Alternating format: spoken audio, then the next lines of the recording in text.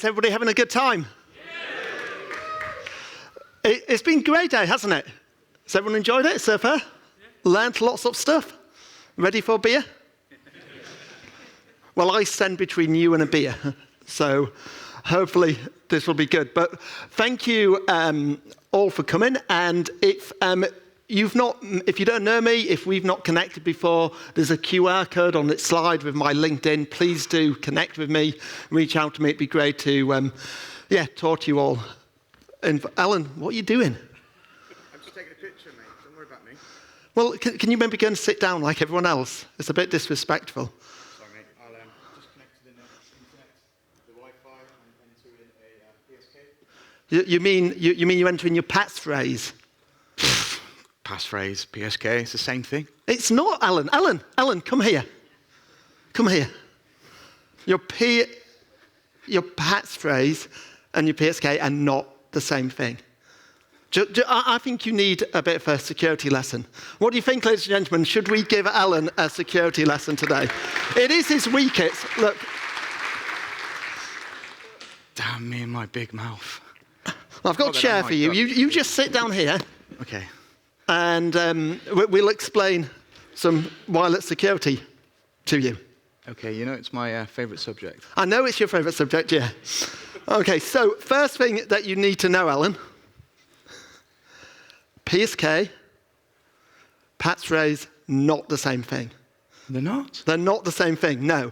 The PSK is derived, it's a 256-bit value derived from the passphrase, that's the password you put in to connect to the network, and the SSID. And together they make the PSK. Got that? Got it. Now, if you had said the PSK and the pairized master key are the same thing, you would have been right. But I didn't. Yeah? That's what I wanted to say, exactly. Yeah? So you've got this now. You understand what we're talking about? I think so. You think so? What we're talking about robust security networks. The 802.11 key hierarchy, you know, the PMK, the PTK, the GMK, the GTK, the IGMK. You making all of these up? No, they're all real. They're all absolutely real. Look, I'll tell you what, just for you, Alan, because I know everybody here knows what I'm talking about, we'll start at the beginning. Thank you. Okay. Now, you do know what a robust security network is, don't you? Of course I do. But the audience probably doesn't, so you should explain it to them, right? Okay, just for the audience. Just for the audience. A robust security network is a network that only allows the creation of robust security network associations. That's cleared that up for everyone. That's great. Now, you can tell it's a robust secure network when you capture a beacon frame because it's got a RSN information element in the beacon frame. Any questions? No. I know what you do. I can tell. All right, I had a question. I know what you're thinking. You're thinking, what is a robust security network association? I was actually thinking that, but just, why don't you explain it to the audience again? Okay. Just for the audience and not for you, Alan. I know you know this already. What is a robust security network association? Well, it's a type of association where the procedure to establish it includes a four-way handshake. So, as you can see here on this slide, we have 4 different ways or methods of authenticating to a wireless network. That includes a four-way handshake. There's using a pre-shared key.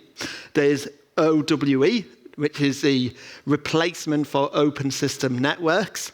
There is SEE, simultaneous authentication of equals. That's the WPA3 replacement to pre-shared key. And then the 802.1x EAP process. So, we were talking about pre-shared key. And in a pre-shared key network, you establish a connection, and at the end we have the four-way handshake. Now, the thing with the four-way handshake is, to be able to do a four-way handshake, the client and the access point both need to know the pairized master key before you can start the four-way handshake. And as we were talking with a PSK network, that pairized master key comes from the PSK itself. And the PSK is made up of a combination of the passphrase, the password you all type into the network, and the SSID. And because the AP knows what the PSK is, and it knows what the passphrase is, and the client knows what it is, they can both generate the same pairized master key, which allows them to start the four-way handshake. Oh, sir, I have a question. What about 802.1x? That's a great question, Alan. Great question. I'm glad you're listening now. What about 802.1x? Well, in the 802.1x process, we go through this 802.1x EP exchange between the client and the radiate server, or in 802.1x speak, the supplicant, which is a client, and the authentication server, which is the radiate server. And during that process, both the supplicant, the wireless client, and the authentication server, the radiate server, can generate something called an AAA key. What? An AAA key, or AAA key. And they generate that from information that's exchanged during the E process and the client's access credentials. And then what happens is the radiate server will send that AAA key encrypted in the radiate shared secret to the authenticator, to the AP, in the radiate's access accept message. Why is that important? I think he's asking you, Sam. It's okay, Sam. I'll let Alan know. The reason is because now the AP and the client both know what that AAA key is. And they can use that key as the pairized master key, or the first 256 bytes of that key become the pairized master key. So even when we're talking about 802.1x, once we've gone through that process, both the AP and the client have a pairized master key. Now, who was here last year? Hands up. And saw mine and Alan's talk last year. I swore I would never present with him ever again. And now look at this. But last year, we talked about the Diffie-Hellman exchange. And we showed how using the Diffie-Hellman process, two devices can independently create the same key without ever passing that key across the medium. And it's that Diffie-Hellman process which is used by SAE and OWE in the authentication and association frames to generate this unique key. And that unique key becomes a pairized master key for the four-way handshake. So hang on a minute. Last year, when we presented and we did the color exchange, yes, that was just to encrypt the PMK? That was just to create the PMK. Create the PMK, sorry. I am listening. But not to encrypt the user data? No, we don't use that key to encrypt the user data at all. Oh. That key is purely the key that we need to start a four-way handshake. And it's a four-way handshake where we create the key that's going to get used to encrypt our other data. You see, all these processes allow us to establish something called a pairized master key before we start a four-way handshake. And what I want to talk about today, why I've come on stage today before you rudely interrupted, is I want to talk to people about the four-way handshake today and how we can generate the different keys, because we actually need lots of different keys in Wi-Fi, not just one key. So, should we talk about those keys? Let's do that. So the very first key is the pairized master key. This is the starting key. I've got it here for you, Alan. This is the pairized master key. So maybe you could hold on to the pairized master key for us. It's just the key.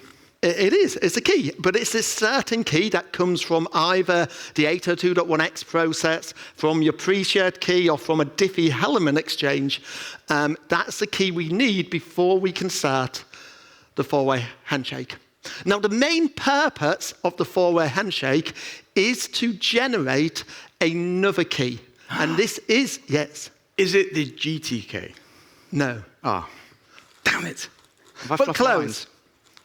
It's what we call the PTK. That's what I was going to say. The pairized transient key. And this is the key that we're going to encrypt data with. So we can generate a pairized transient key.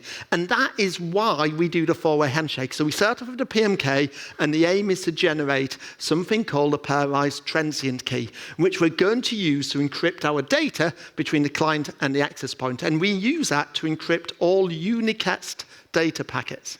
Question, sir. Yes? What about broadcast and multicast traffic? You know what? That's a brilliant question.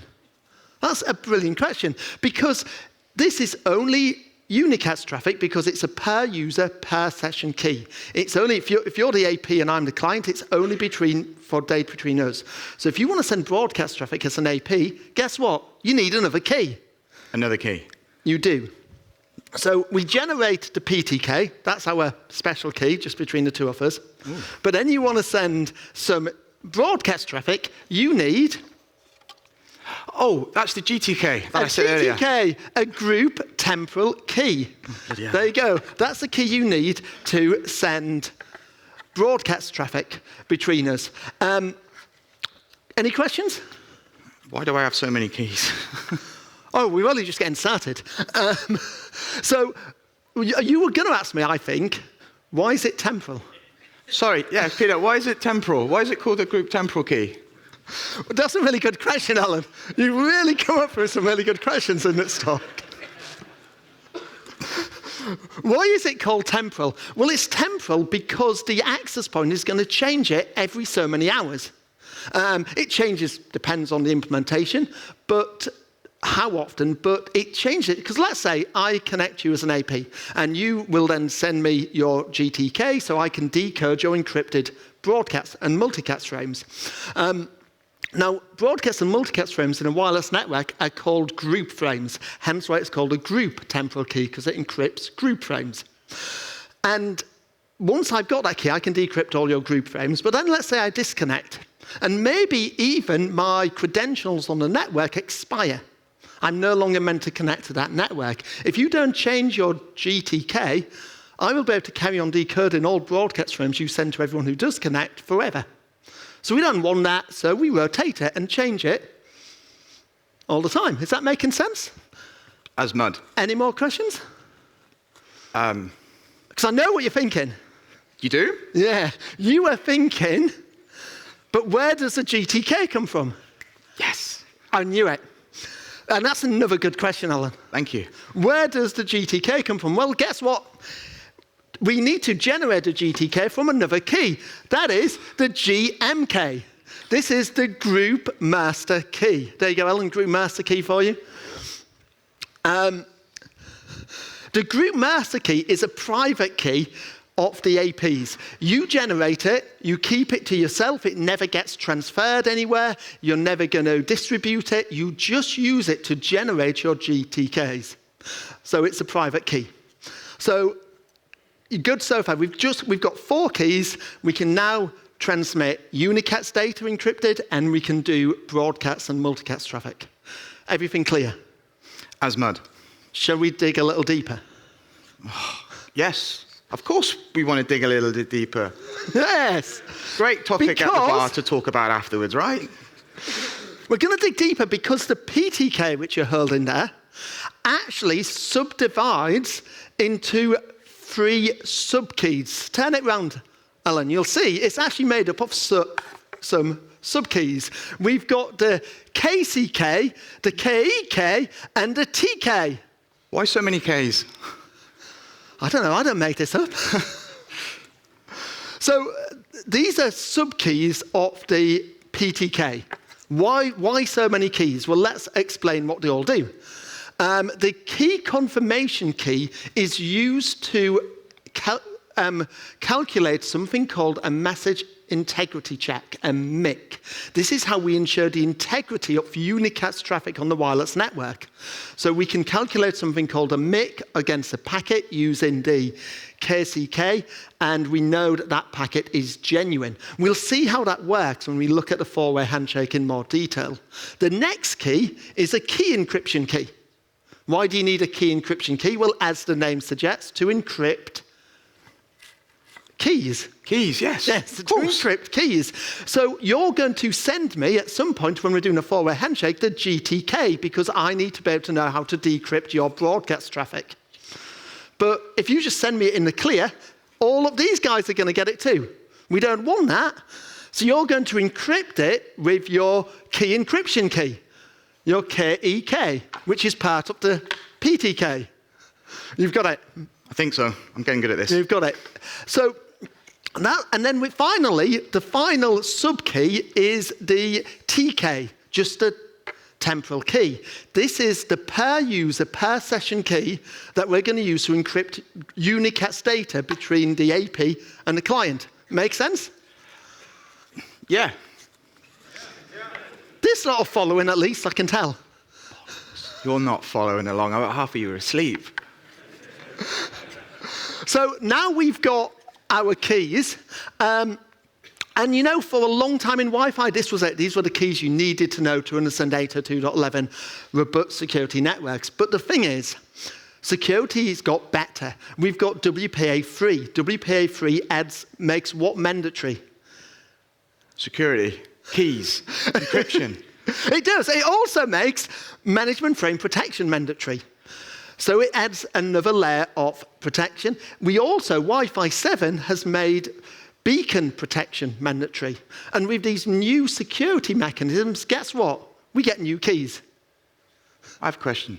Yes. Why is it PMF, PF, and all the different arrangements of letters? You know, that's a really good question.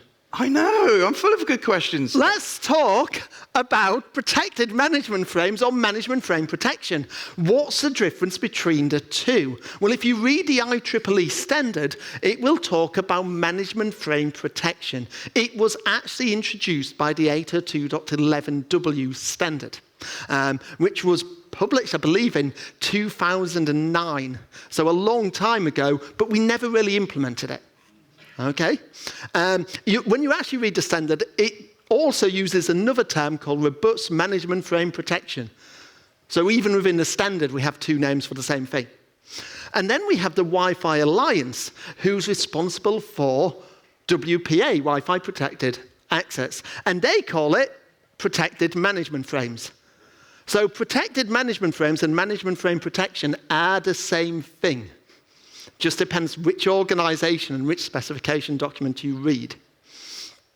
But here's the thing, Alan, I think a lot of people do get confused by this. And I think they get confused by what actually is it? When we talk about protected management frames, what is it and what does it do? I'll be honest, it confused me for a bit. But it is the protection of a set of management frames known as the robust management frames. The robust management frames are the disassociation frame, the deauthentication frame, and then a section of action frames. Some of the action frames. These are all frames which only get transmitted once you're associated to an AP. These management frames, once you've gone through the four-way handshake and you've got potentially security keys.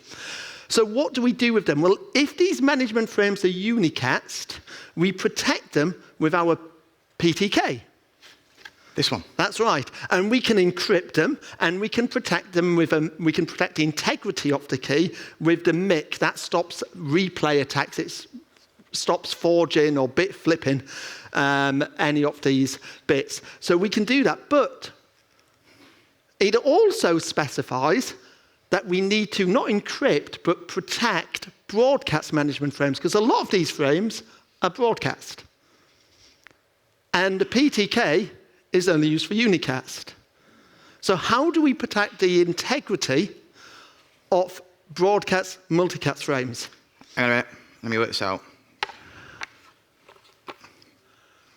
You thought I was going to pick the wrong one. This one. But that encrypts broadcast frames. I'm talking about protecting integrity. We don't have a key for it. That's the problem. So we need another key. What we need is the integrity group temporal key. And it's okay, Alan, I've got one for you right here. An IGTK. Don't worry about it. I've got one for you. So now we can use that when we're using protected management frames. Any key. Let me guess your key. Sorry. This is serious stuff here. Clearly. Yeah. So take it serious. Okay, so now we've got the integrity group temporal key. But Wi-Fi 7 made something called beacon protection mandatory. Beacon protection is the protection of beacon frames. Now, remembering those robust management frames, disassociation, deauthentication, action frames, beacons wasn't one of them. So that key you've got can only protect robust management frames. But now we want to protect beacon frames as well. So what do we need, Ellen? Another key! Another key! I'm getting good at this. And this is a massive key. It's not really. It's just called the big TK. It's a beacon integrity group temporal key. That is the key we need for beacon protection. So you've now got all your keys. Yeah. And you now understand what they all do. Yeah? Good. So now we're going to work out how the four-way handshake, which is the key to all of this, how do we use a four-way handshake to generate the PTK and distribute all the group keys? Shall we look at that? If we must. Oh, we must. So the four-way handshake. 1, 2, 3, 4. That wasn't it. Wasn't it? Rehearse this. We're going to talk about a four-way handshake. Now, before we talk about a four-way handshake, we've got to understand the main job of the four-way handshake. The main job of the four-way handshake is to generate a PTK. That's right. That is its main job. We need to, now to create a PTK, we need 5 bits of information. We need to know what the PMK is. Okay? So we need to have the PMK. We need to know what the supplicant MAC address is. That's the client MAC address. The authenticator MAC address. That's the AP MAC address. And then we need 2 more bits of information, which we call the supplicant nonce and the authenticator nonce, or the ATS nonce and A nonce for short. And nonce is just a random number. And the AP and the client both generate it every time you connect. And this is what makes a key a per session key. Every time I associate, we generate new random numbers. If I roam to another AP, new random numbers. I reconnect to another AP, new random numbers. So every association, this is the thing that's going to change, which makes it per user, per session. So that's what we need to generate a PTK. So let's work out how we do this. Okay, now, the supplicant and the authenticator, before we start a four-way handshake, what did I say we both need? A key. A PMK. That was a good guess, Alan. Thank you. So let's do the four-way handshake. You can be the AP. I'm going to be the client. You've got your PMK. I've also got my PMK. So we start off knowing our PMK, whether that's come from the pre-shared key or the 802.1x process or a Diffie-Hellman exchange. We both have a PMK. And we both know that. Now, you're the AP, okay? Cool. So you also have your own private key called a GMK, which you've generated, from which you can generate other keys. And one key that you're going to generate from that is a GTK. And you're also going to have generated an IGTK and a BIGTK. Have you got all those keys? They're in here somewhere. Trust me. So you have those keys. I have a PMK. At the moment, neither of us have a PTK. That's what we want to generate. Okay? Oh. So how are we going to do that? Well, the process starts before we start the four-way handshake. The first thing that the supplicant and the authenticator do is they generate their nonces. It's a pseudo-random function which generates a random number. So we both generate our nonces. Okay?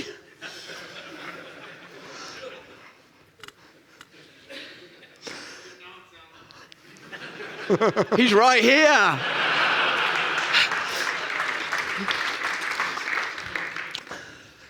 So we both generate our nonce. You generate an A nonce. I'm going to generate my ATS nonce, my supplicant nonce. And then we can start a four-way handshake. And you start the process off. With what? With the first packet of the four-way handshake, Ellen, which is this. You send me your A nonce. Oh, Just a random, thank you, yeah, you send the anons. Now, what that means is I now have your anons. So what do I know? I know the xnons, because I've generated that. I know the anons. I know the PMK.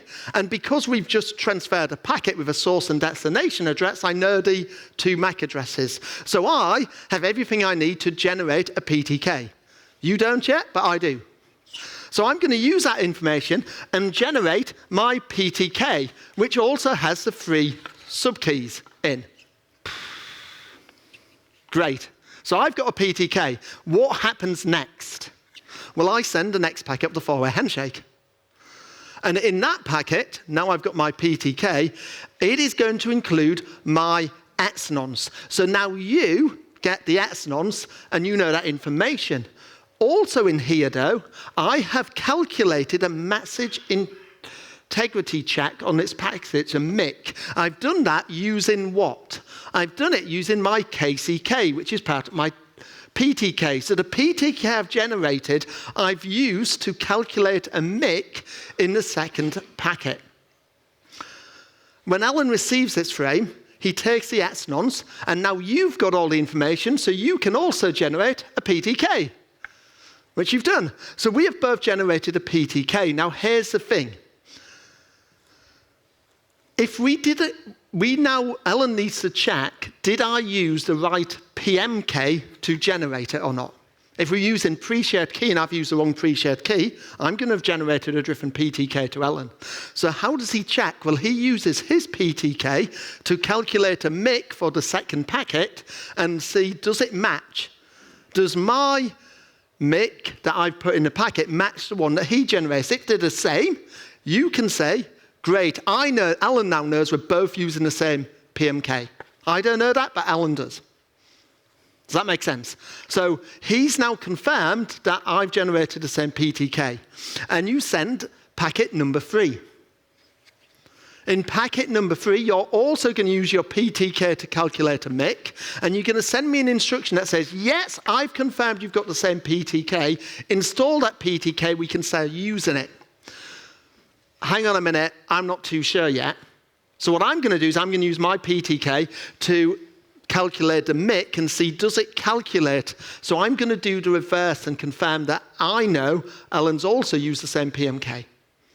And now we've confirmed we've both got the same PTK. Once I've done that, the other information in this packet is Alan is sending me the GTK, the group temporal key, so I can decrypt multicast traffic, the IGK, so we can protect management frames, and the BIGTK, so we can do beacon protection. And he sends me all of those keys encrypted with the KEK, the key encryption key, which is part of the PTK. So I can now use my PTK. I can use my PTK to decrypt these 3 keys. Once I've decrypted them, I can install them, and I'm now ready to go. I've got all the keys I need. You've sent me all the information, and all I need to do is send you the final packet to say, with a MIC, to say, I'm good to go, Ellen. Now we can encrypt data with our TK. And we're good to go, and that is a 4-way handshake.